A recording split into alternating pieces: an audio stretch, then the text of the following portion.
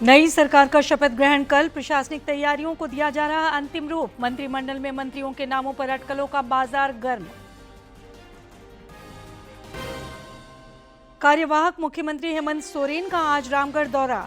पैतृक गांव नेमरा में शहीद सोना सोबरन के शहादत समारोह में लेंगे हिस्सा।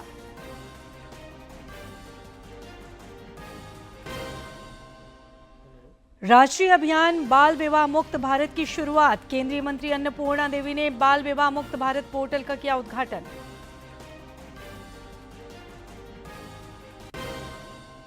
और झारखंड की बालिका टीम ने अंडर 17 राष्ट्रीय हॉकी चैंपियनशिप के फाइनल में बनाई जगह। सब जूनियर महिला राष्ट्रीय हॉकी चैंपियनशिप में भी झारखंड की धमाकेदार शुरुआत।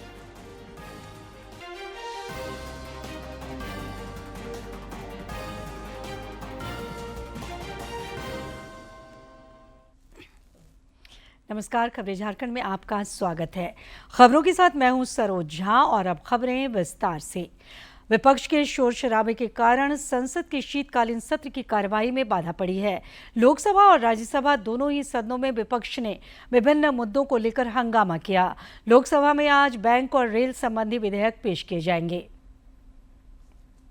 प्रश्न संख्या 21 श्री अरुण गोविल। क्वेश्चन नंबर 1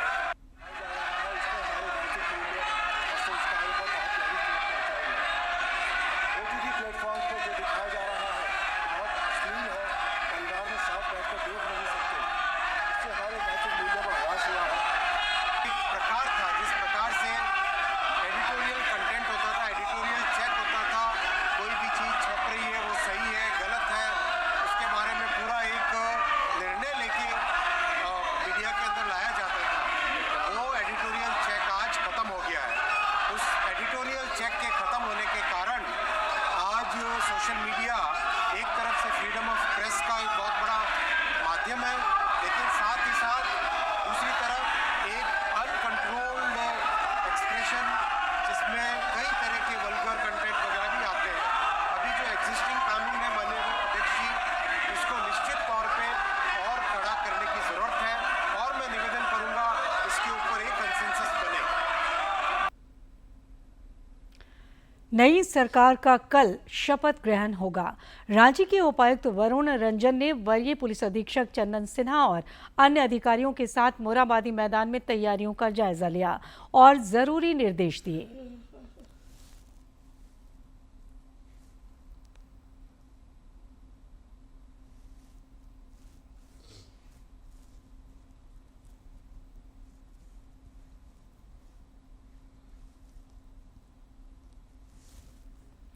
रांची के उपायुक्त वरुण रंजन ने आज शपथ ग्रहण समारोह को लेकर अधिकारियों के साथ बैठक की। इस दौरान उन्होंने प्रतिनियुक्त अधिकारियों को शपथ ग्रहण समारोह के सुचारू संचालन के लिए आवश्यक निर्देश तथा सुझाव दिए।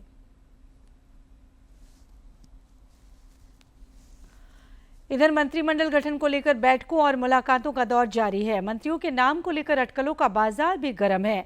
उधर नई दिल्ली दौरे के क्रम में कार्यवाहक मुख्यमंत्री हेमंत सोरेन ने कल कांग्रेस के राष्ट्रीय अध्यक्ष मल्लिकार्जुन खड़गे, पार्टी नेता राहुल गांधी और प्रियंका गांधी तथा दिल्ली के पूर्व मुख्यमंत्री सह आप नेता अरविंद केजरीवाल से मुलाकात कर उन्हें नई सरकार के शपथ ग्रहण समारोह में शामिल होने का न्योता दिया। अरविंद केजरीवाल के साथ एक संयुक्त प्रेस वार्ता में श्री सोरेन ने कहा कि झारखंड में चुनाव के बाद नई सरकार का गठन होना है। इंडिया ब्लॉक की ओर से इसकी प्रक्रिया 28 नवंबर को प्रारंभ होगी। इंडिया ब्लॉक के साथियों को दिल्ली दौरे के क्रम में आमंत्रण दिया गया है। इसके साथ ही प्रधानमंत्री नरेंद्र मोदी और गृह मंत्री अमित शाह को भी शपथ ग्रहण समारोह में शामिल होने का आग्रह किया गया है। नए सरकार का गठन होना है, इंडिया गठबंधन का जो उसकी प्रक्रिया 28 तारीख को प्रारंभ होगी और इसी कार्यक्रम को लेकर के मैं दिल्ली के इस दौरे में हूं। इंडिया गठबंधन के साथियों को हम लोगों ने आमंत्रण दिया है और साथ में अपने देश के प्रधानमंत्री जी, गृह मंत्री जी को भी हमने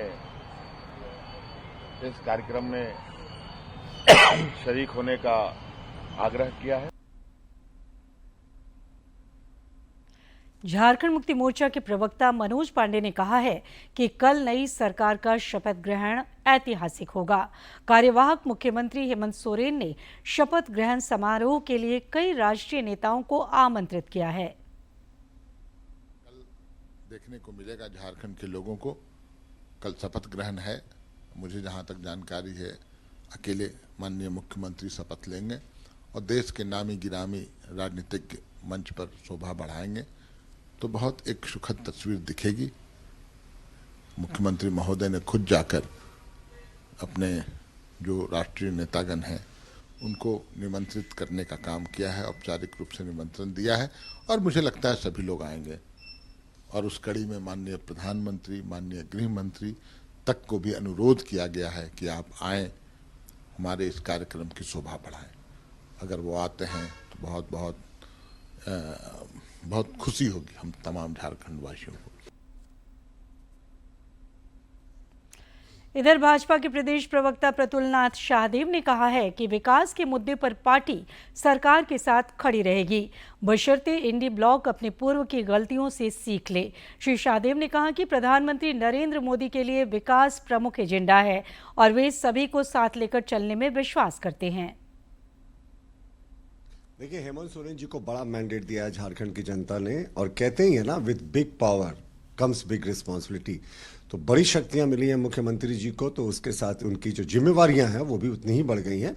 और कल लोकतंत्र के लिए एक सुखद तस्वीर आई, मुख्यमंत्री जी प्रधानमंत्री जी से मिलने गए और ये उनका भी अच्छा जेस्चर था। और उसके बाद प्रधानमंत्री जी ने भी चंद घंटे की मोहलत में ही उन्हें समय दिया, जबकि उनका इतना व्यस्त कार्यक्रम रहता है।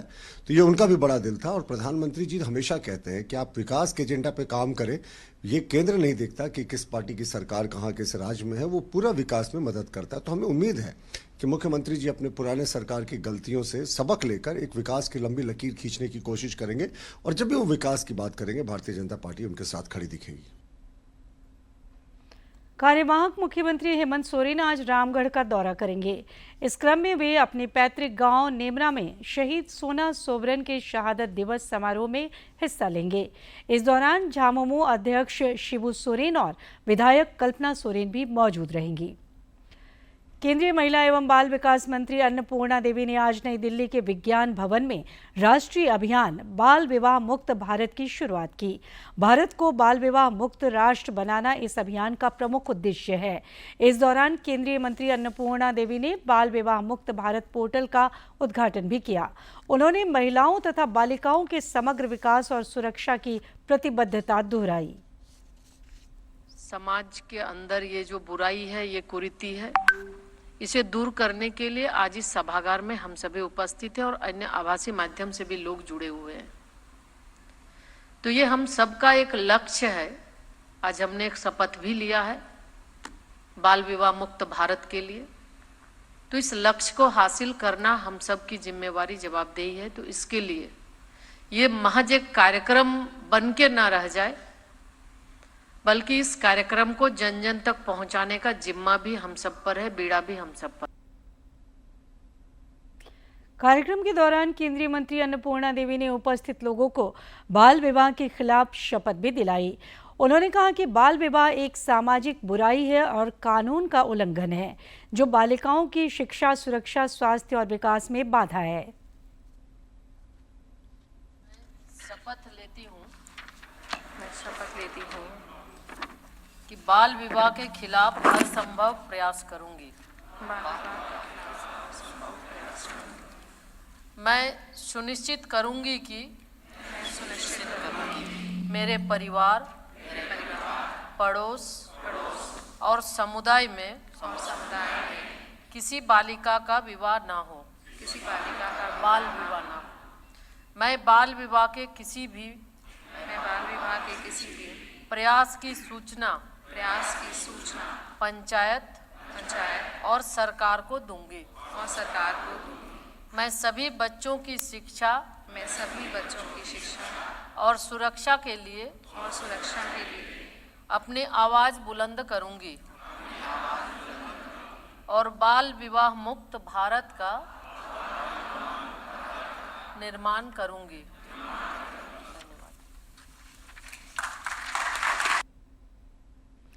पेंशन भोगियों और बुजुर्गों के लिए डिजिटल जीवन प्रमाण पत्र का आंकड़ा रिकॉर्ड 1 करोड़ के पार पहुंच गया है।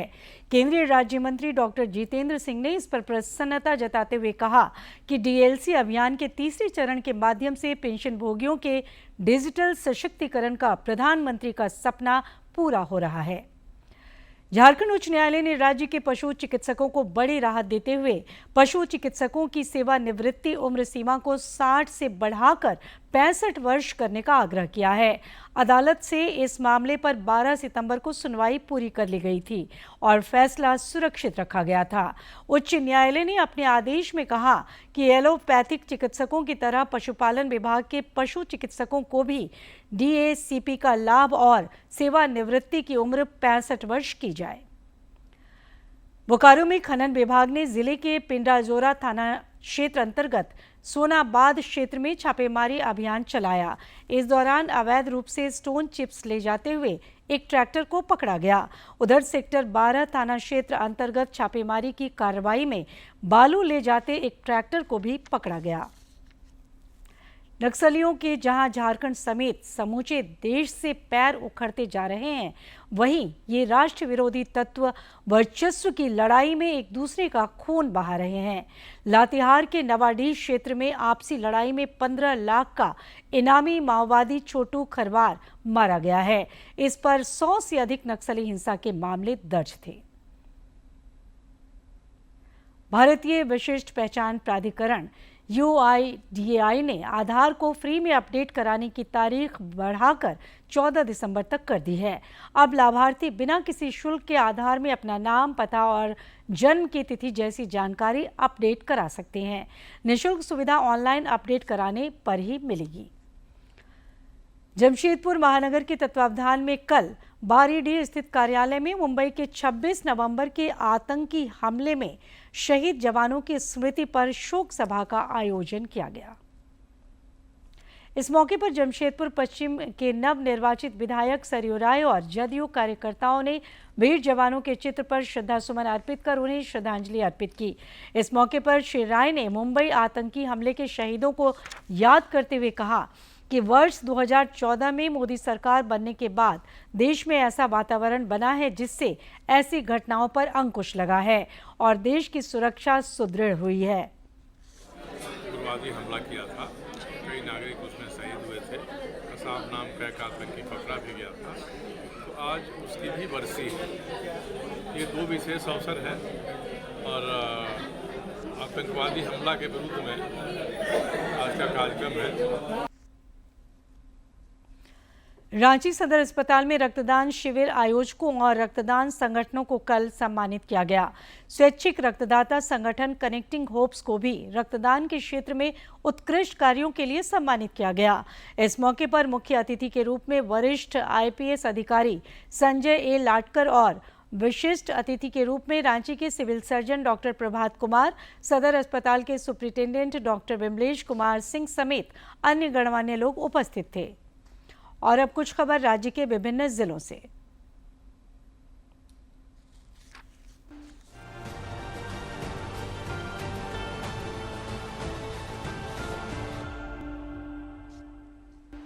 रिम्स रांची में इलाजरत भगवान बिरसा मुंडा के परपोते मंगल मुंडा की न्यूरो सर्जरी विभाग की टीम द्वारा सफल ऑपरेशन किया गया। खूंटी के पास एक दुर्घटना के दौरान उनके सिर में काफी गंभीर चोट लगी थी और उनका उपचार फिलहाल रिम्स में चल रहा है। चिकित्सकों के मुताबिक अभी भी उनकी स्थिति बहुत नाजुक है और उन्हें वेंटिलेटर पर रखा गया है। बोकारो समाहरणालय सभागार में कल संविधान दिवस पर उपायुक्त की मौजूदगी में पदाधिकारियों और कर्मियों ने संविधान की उद्देशिका का वाचन किया। इस मौके पर संविधान के तहत दिए गए अधिकारों और दायित्वों पर प्रकाश डाला गया। साहिबगंज अंतर्गत राजस्थान इंटर विद्यालय में विद्यार्थियों और शिक्षकों ने संविधान दिवस पर प्रस्तावना का वाचन किया और संविधान के आदर्शों को अपनाने का संकल्प लिया। 75वीं जो वर्षगांठ है संविधान दिवस मनाने की 2025 में आएगी, उस 75वीं वर्षगांठ में जितना हो सके हम परिवार को, समाज को और अपने क्षेत्र को संविधान की महत्ता के बारे में जागरूक करेंगे। लातेहार उपायुक्त ने साप्ताहिक जन शिकायत निवारण के क्रम में आम लोगों से मुलाकात कर उनकी समस्याओं को जाना और समाधान की दिशा में जरूरी पहल किए। दुमका उपायुक्त ने कल संविधान दिवस के अवसर पर समाहरणालय सभागार में सभी पदाधिकारियों और कर्मियों के साथ भारतीय संविधान की उद्देशिका का पाठ किया। इस दौरान सबों ने संविधान में निहित आदर्शों, समता, स्वतंत्रता, न्याय और बंधुत्व को अपने कार्यों में आत्मसात करने का संकल्प लिया। गुमला उपायुक्त ने साप्ताहिक जन शिकायत निवारण दिवस पर लोगों से मुलाकात कर उनकी समस्याओं को सुना और उचित कार्रवाई का आश्वासन दिया। उन्होंने आवेदनों की जांच के बाद समयबद्ध निष्पादन के लिए संबंधित अधिकारियों को निर्देशित किया। कांग्रेस के छात्र संगठन NSUI ने लोहरदगा के BS कॉलेज के 11 अतिथि प्रोफेसरों को एक साथ सस्पेंड करने से छात्रों को हो रही समस्याओं को लेकर कॉलेज के प्राचार्य से मुलाकात कर यथाशीघ्र प्रोफेसरों की नियुक्ति की मांग की। संविधान दिवस के उपलक्ष्य पर कल पाकुड़ जिला के विभिन्न थाना और पुलिस केंद्र में संविधान की प्रस्तावना की शपथ ली गई। चतरा उपायुक्त ने जनता दरबार आयोजित कर लोगों की समस्याएं सुनी। उन्होंने इस संबंध में एक वीडियो सोशल मीडिया पर साझा किया है।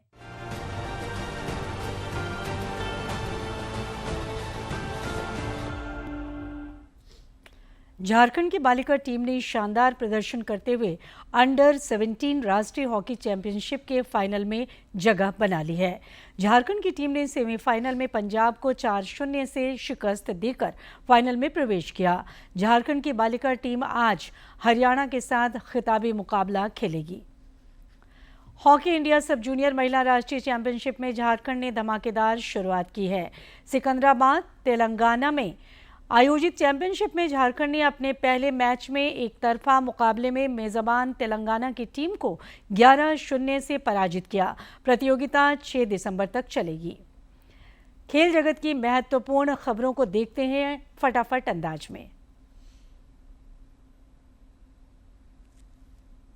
भारत के 8 वर्षीय शतरंज खिलाड़ी दिवित रेड्डी ने इतिहास रच दिया है। दिवित ने अंडर 8 विश्व कैडेट शतरंज चैंपियनशिप के खिताब पर अपना कब्जा जमा लिया है। वहीं सात्विक को रजत पदक से संतोष करना पड़ा। शतरंज विश्व चैंपियनशिप में भारत के डी गुकेश और चीन के डिंग लिरेन के बीच दूसरे राउंड का मुकाबला ड्रॉ पर खत्म हुआ। गुकेश और लिरेन के बीच दूसरा राउंड का खेल 23 चालों में समाप्त हुआ। भारत की जूनियर पुरुष हॉकी टीम एशिया कप में आज अपने अभियान का आगाज करेगी। भारतीय टीम अपने पहले मैच में थाईलैंड से भिड़ेगी। राष्ट्रीय डोपिंग रोधी एजेंसी नाडा ने बजरंग पुनिया को 4 साल के लिए निलंबित कर दिया है। निलंबन के बाद बजरंग प्रतिस्पर्धी कुश्ती में नहीं ले पाएंगे हिस्सा। इसके अलावा वह विदेश में कोचिंग की नौकरी के लिए आवेदन भी नहीं कर पाएंगे। Syed Modi international super 300 badminton tournament का आगाज आज से हो रहा है। पुरुष एकल में भारत के स्टार शटलर लक्ष्य सेन आज अपने अभियान की शुरुआत करेंगे। लक्ष्य का सामना मलेशिया के सोल्हे आदिल से होगा। प्रतियोगिता के पुरुष एकल में आज भारत के प्रियांशु राजावत पहले राउंड में उतरेंगे। प्रियांशु का सामना भारत के ही गुलशन कुमार से होगा। Syed Modi international badminton tournament में महिला एकल में आज भारत की पीवी सिंधु पहले दौर का मैच खेलेंगी। सिंधु का सामना पहले दौर में भारत के अनमोल खरब से होगा। वहीं कन्या महिला एकल मैच में भारत की अनुपमा उपाध्याय की नजर अपने अभियान की शुरुआत जीत से करने की होगी। अनुपमा पहले राउंड में अजरबैजान की फातिमा अजहारा से भिड़ेंगी।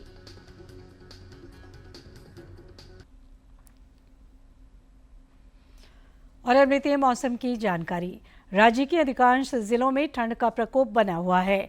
पिछले 36 घंटे के दौरान गढ़वा में न्यूनतम तापमान 10.5 डिग्री सेल्सियस रिकॉर्ड किया गया, जो राज्य में सबसे कम रहा। रांची समेत अन्य जिलों में भी न्यूनतम तापमान में काफ़ी गिरावट हुई है। बोकारो और चाईबासा में न्यूनतम तापमान सामान्य से 2 से 3 डिग्री सेल्सियस नीचे चल रहा है। मौसम विज्ञान केंद्र रांची के वैज्ञानिक अभिषेक आनंद ने बताया कि अगले 4 दिनों के दौरान न्यूनतम तापमान में किसी बड़े बदलाव की उम्मीद कम है। आगामी 2 दिसंबर तक सवेरे में कुहासे के हालात रह सकते हैं। इस दौरान आकाश में आंशिक रूप से बादल छाए रहने के आसार हैं, जबकि मौसम के शुष्क बने रहने का पूर्वानुमान है। देश की सार्वजनिक प्रसारक दूरदर्शन ने OTT प्लेटफॉर्म के क्षेत्र में कदम रखते हुए हाल ही में वेब्स की शुरुआत की है। ये डिजिटल मीडिया और OTT दर्शकों को एक संपूर्ण इंफोटेनमेंट इकोसिस्टम देता है। सार्वजनिक प्रसारक दूरदर्शन के OTT प्लेटफॉर्म के क्षेत्र में कदम रखते हुए हाल ही में वेव्स की शुरुआत हुई है। यह डिजिटल मीडिया और OTT दर्शकों को एक संपूर्ण इंफोटेनमेंट इकोसिस्टम देता है। अगर आपको भी चाहिए फ्री में शानदार कंटेंट तो आज ही डाउनलोड करें। QR कोड के जरिए भी वेव्स ऐप डाउनलोड की जा सकती है। तो प्रसार भारती का नया OTT platform waves.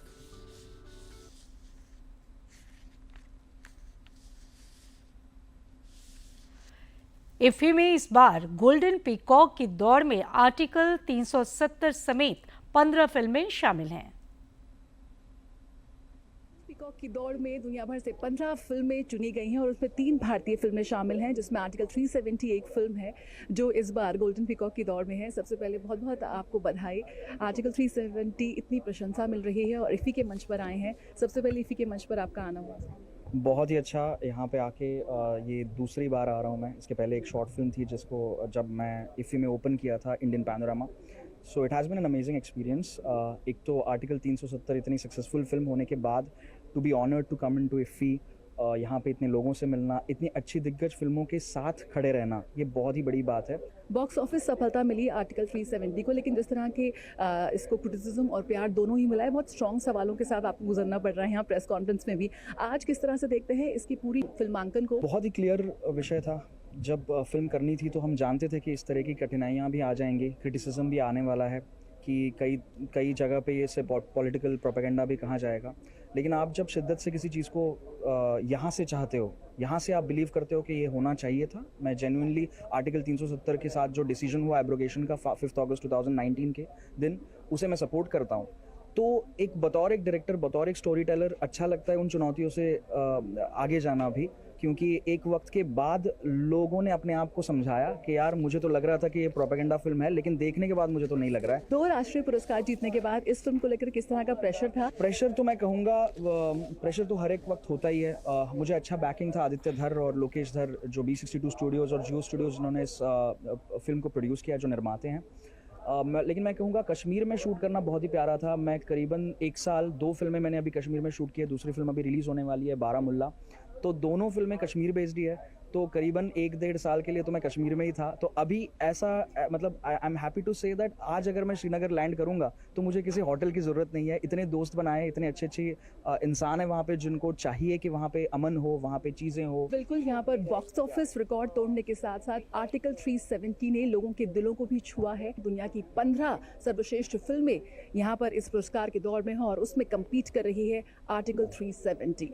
Camera person आलोक के साथ जया सिन्हा, DD न्यूज़, पणजी, गोवा। दिल्ली में चल रहे व्यापार मेले का आज आखिरी दिन है। इस व्यापार मेले में झारखंड ने फोकस राज्य के रूप में हिस्सा लिया है।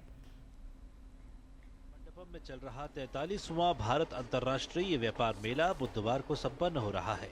यहाँ हर दिन काफी संख्या में दर्शकों ने मेले का अवलोकन किया और जमकर खरीदारी भी की। मेले में इस बार 3,500 से ज्यादा प्रदर्शकों ने अपने उत्पादों को प्रदर्शित किया है। इसमें काफी संख्या में ऐसे भी हैं जिन्हें भारत अंतर्राष्ट्रीय व्यापार मेले में पहली बार आने का मौका मिला, लेकिन भारत में मिले अच्छे रुझान से ये प्रदर्शक काफी उत्साहित नजर आए। फिलहाल इस कंपनी के 180 शोरूम है दुबई और पूरे GCC कंट्रीज में। पहली बार हमने स्टॉल लगाया है और रिस्पांस यहाँ पे बेहतरीन है, बेहतरीन रिस्पांस आ रहा है। लोग इस प्रोडक्ट को अप्रिशिएट कर रहे हैं और आई एम सरप्राइज कि इस प्राइस पॉइंट पे भी बहुत लोग ले रहे हैं। इतना अच्छा रिस्पांस हमने नहीं सोचा था, बट रिस्पांस बहुत बढ़िया है। मेले में ODOP यानी एक जिला एक उत्पाद के तहत त्रिपुरा से अक्षय श्री भी बांस से बने उत्पादों को लेकर आई हैं। इनके स्टॉल पर बांस से बने एक से बढ़कर एक उत्पाद देखे जा सकते हैं, जिन्हें मेले में काफी पसंद भी किया जा रहा है। हमारे प्रोडक्ट्स को बहुत अच्छा रिस्पांस मिला है और हमें कस्टमर्स के साथ साथ बड़े जो बिजनेस हाउसेज हैं, एक्सपोर्ट हाउसेज हैं, उनसे भी क्वेरी जनरेट हुई है। इनफैक्ट आज अभी लास्ट से हुआ भी नहीं है, हमारा स्टॉक नियरली खत्म हो चुका है। हमारे पास जो भी बचा है वो लास्ट पीसेस बचे हैं। 43वां भारत अंतर्राष्ट्रीय व्यापार मेला 14 नवंबर को शुरू हुआ था, जिसके पहले 5 दिन व्यापारी वर्ग के दर्शकों के लिए रखे गए थे और इस बार की थीम विकसित भारत 2047 रखी गई। गिरीश निशाना, DD न्यूज़, दिल्ली। और अब बात कारोबार जगत की।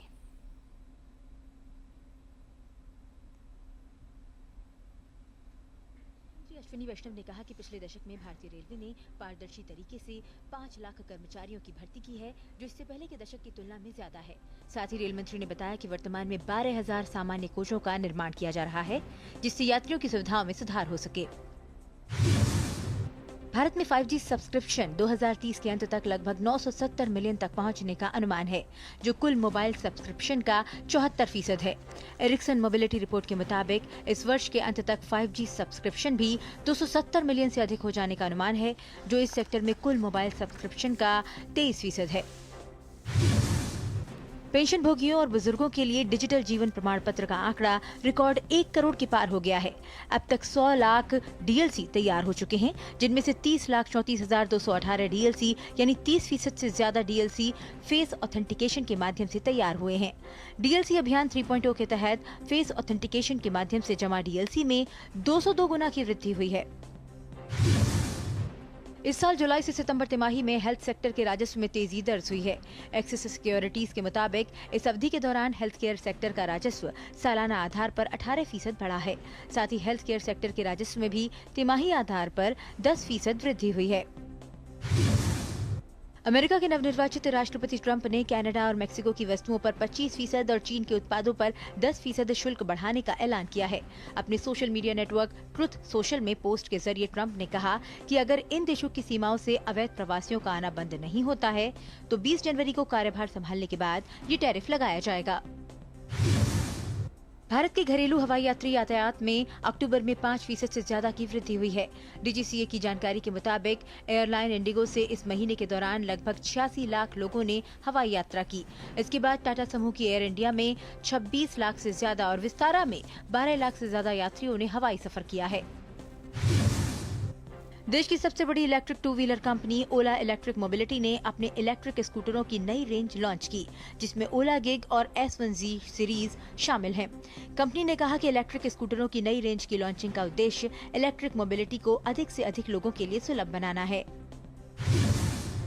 वित्त मंत्रालय ने बताया कि चालू वित्त वर्ष की शुरुआत से सितंबर 2024 तक भारतीयों ने यूपीआई की जालसाजी में 485 करोड़ रुपए गंवाए हैं। इस अवधि में धोखाधड़ी के 6,32,000 मामले दर्ज हुए। चालू वित्त वर्ष के जुलाई से सितंबर के दौरान देश में 44,90,000 पर्सनल कंप्यूटर की बिक्री हुई है। इसमें डेस्कटॉप, नोटबुक और वर्क स्टेशन शामिल हैं। आईडीसी की रिपोर्ट के मुताबिक इस बार जल्दी ई कॉमर्स बिक्री शुरू होने से भारत में पीसी की बिक्री में बढ़ोतरी हुई है। यस बैंक ने अगले कुछ सालों में 400 नई शाखाएं खोलने का फैसला किया है। ये शाखाएं वहां पर ज्यादा केंद्रित होंगी जहां आम जनता ज्यादा जमा राशि बैंकों में रख रही है। बैंक के मुताबिक ये विस्तार एमएसएमई क्षेत्र के ग्राहकों तक पहुंच बनाने में मदद करेगा।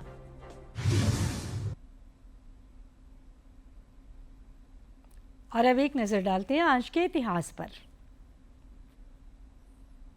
27 नवंबर साल 1888 को गुजरात के बड़ौदा नगर में गणेश वासुदेव मावलंकर का जन्म हुआ।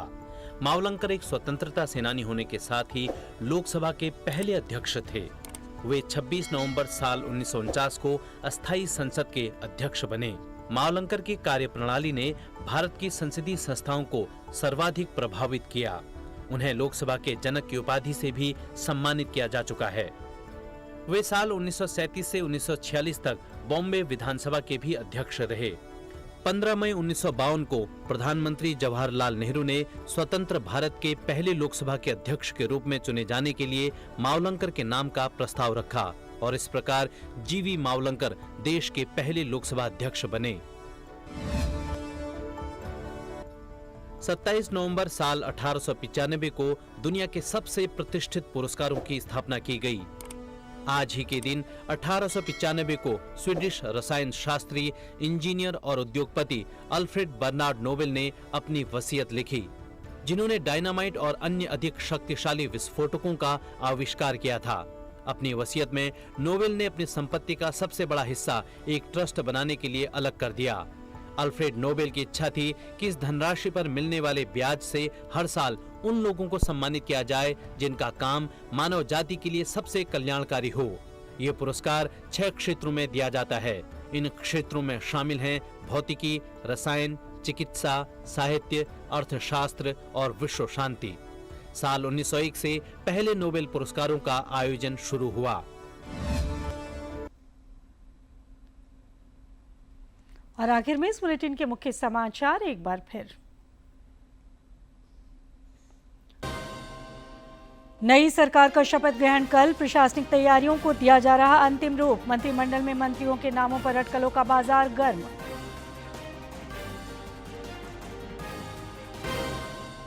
कार्यवाहक मुख्यमंत्री हेमंत सोरेन का आज रामगढ़ दौरा। पैतृक गांव नेमरा में शहीद सोना सोबरन के शहादत समारोह में लेंगे हिस्सा।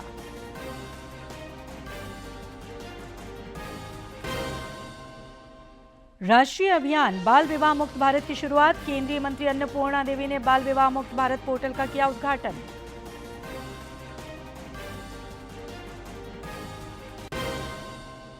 और झारखंड की बालिका टीम ने अंडर 17 राष्ट्रीय हॉकी चैंपियनशिप के फाइनल में बनाई जगह। सब जूनियर महिला राष्ट्रीय हॉकी चैंपियनशिप में भी झारखंड की धमाकेदार शुरुआत।